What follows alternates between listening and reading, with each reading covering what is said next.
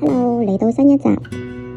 繼上次我哋化完妝啦，今次我哋就繼續整呢個頭髮啦。咁我哋先用黏土啦，先做一個硬嘅頭殼俾佢，然之後咧就將嗰啲邊啊同埋啲唔平滑嘅地方咧就先做打磨先。其實近年咧都多咗市面上咧出咗一啲產品都係用硬殼去做假髮嘅，咁就有啲都會係用布啦或者係網布去做咗個硬殼嘅底，然之後再喺上邊咧黐頭髮。咁但係其實同創作人一樣咧，都係用黐嘅方式去做。咁我哋呢度咧就冇影晒所有步驟啦，咁就先處理好啲假髮片先。咁我呢度用咧係用攤羊毛嘅頭髮。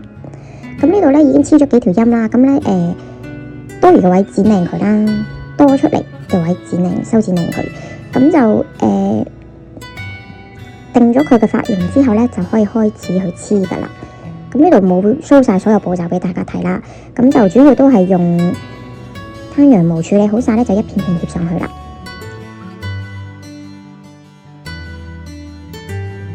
咁因為呢啲都係手工做啦，都要每一片咧都要將多餘嘅膠剪開咗，就剩翻靚嗰個部分就會攞嚟黐嘅。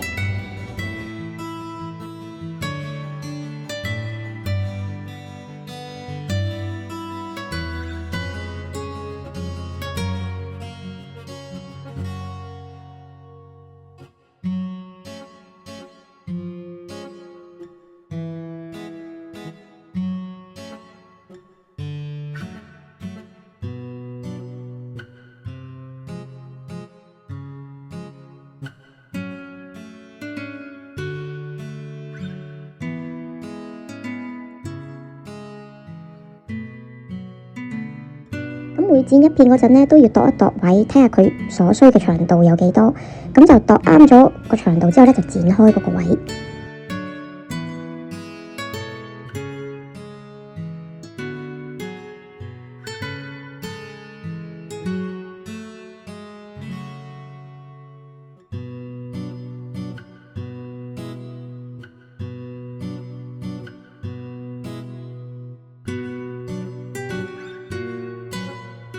咁一開始貼咧就從底層開始貼先啦，咁就先貼咗少少個陰啦，然之後就開始貼後邊啦。咁就睇下你規劃咗嗰個髮型係點樣咧，就按住個步驟去黐嘅。咁因為咧平時我都係用黐頭髮嘅方式去做啦，咁所以呢一度咧就做咗平時嘅簡化版去做呢個公仔嘅頭殼。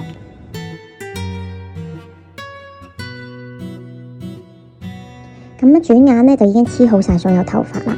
咁你見佢咧黐好晒之後，啲頭髮咧比較蓬鬆啊，咁啊有啲似個癲婆咁。咁我哋咧就用啲髮膠咧去幫佢 gel 一 gel 啲頭髮，將佢定一定型，同埋收翻一束束，整齊靚啲。咁呢度主要我都係用咗蛙用嘅髮膠啦，咁就好似啫喱咁樣。咁其實一搽上去咧，佢就會收翻一束一束嘅，咁啊冇乜特別技巧。咁另外咧就再搽咗某一啲重點嘅位置之後咧，我就會再噴呢個定水，咁就將佢整體咧都可以整齊咁樣束起嚟。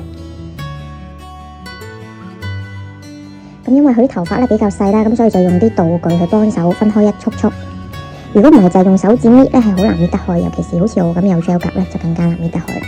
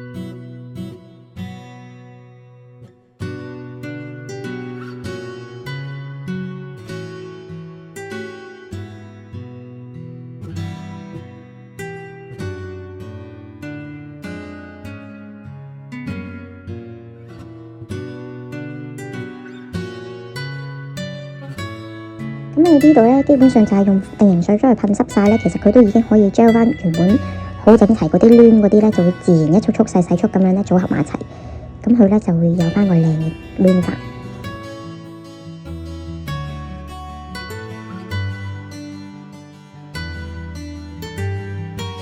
咁噴晒濕全部頭髮咧，咁就用小工具幫手咧，就分翻開一束束啦。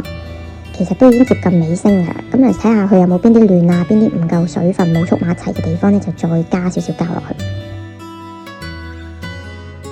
不斷重複頭先嗰啲步驟啦，咁就大致完成之後咧，就可以等佢風乾嘅。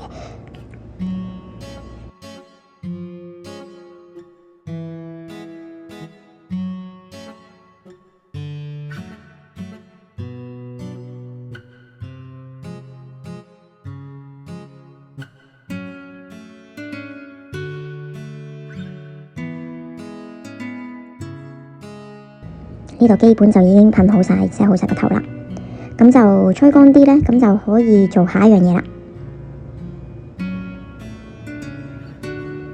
其實佢呢個濕髮嘅樣都幾好睇。諗好晒整咩款，決定好紙樣咧，就可以準備埋啲布啦。咁每次準備完啲布咧，都有機會咧係會改嘅，尤其是 lace 部分啊、裝飾部分咁，可能整整下咧又會改款。關於整衫咧，我唔係話超級專業啦，咁所以咧呢度都冇諗住詳細講教大家點樣整，咁就係擺一啲過程同啲片段咧，就見到係整緊咁樣，好似呢度咁咧就係固定緊個 lace 啦。咁通常整呢一種簡單嘅裙仔咧，我通常一日都已經可以整晒全 set 嘅，就基本裙仔啦，加個帽咁樣。咁呢度咧就整緊個裙仔嘅前腹。咁前面有個裝飾嘅 lace 啦，呢度就將佢固定上去。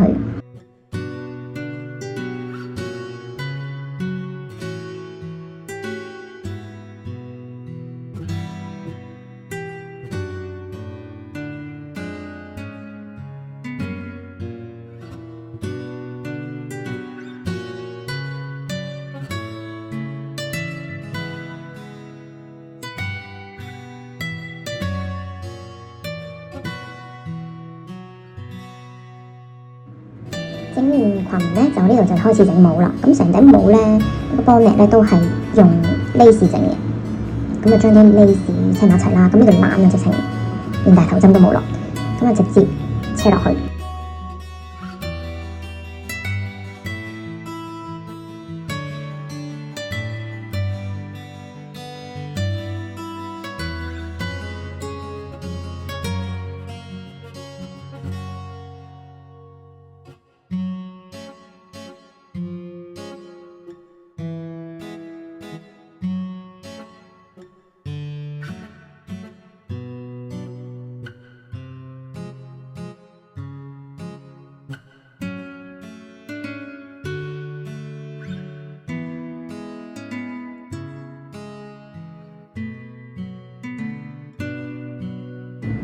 咁車好個帽嘅本體之後咧，呢度都係有啲部分咧係用手攣嘅，尤其是好似呢一度會釘嗰個絲帶花上去呢個帽度做裝飾啦。咁呢啲位就一定要用手縫嘅。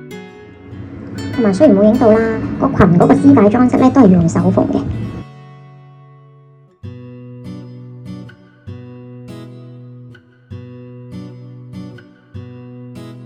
咁整好晒條裙同帽之後咧，因為已經配晒成套裝飾啦，咁就咧決定可以隻鞋改做咩顏色啦。因為如果咧我覺得太早決定咗隻鞋係咩色嘅話咧，咁件衫又要就咧就有啲麻煩。咁我就反而咧想將個鞋係最後先至整啦。咁啊將模型油啦，又或者水性油又得，油性油又得嘅，咁你可以塗咗上去先咯。咁啊塗咗嗰個基本顏色，咁就呢度用咗平塗啦，將佢掃翻平去。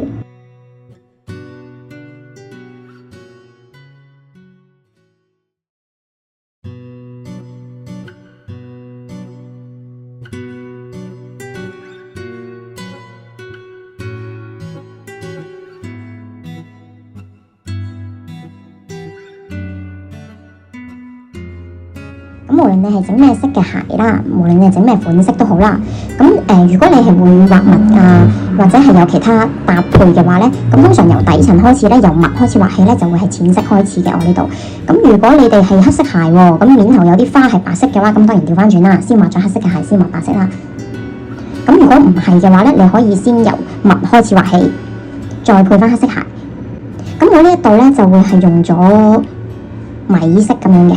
米色，然之後就用黑裙邊啦，咁啊大概隻鞋會係而家你見到呢一個樣。咁咧呢啲手工畫出嚟咧唔靚嗰啲位咧，其實可以咧再用後期修補，慢慢修翻啲邊靚嘅。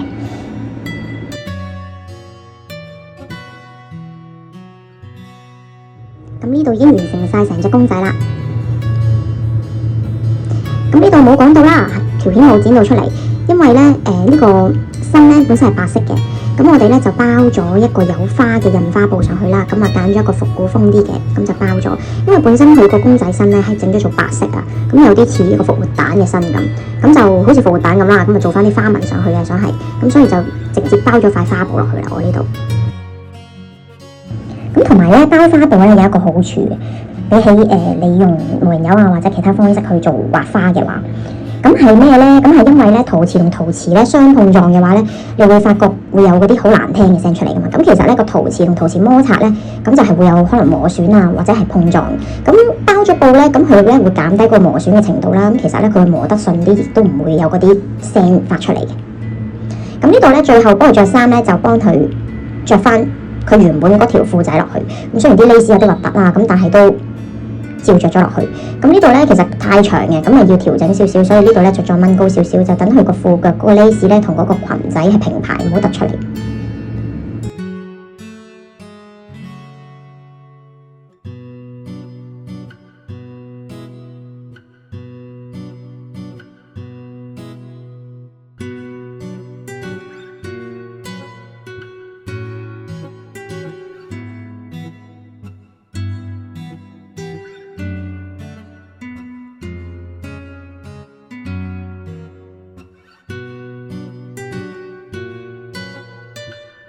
咁呢度已經做好晒成套衫啦，我哋睇翻個前後嘅對比先。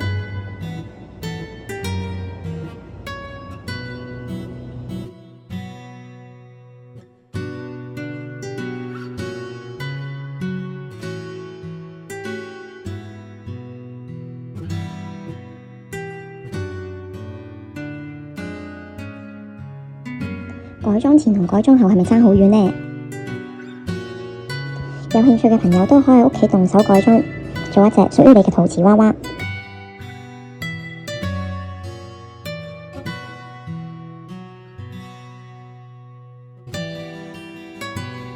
多謝收睇，拜拜。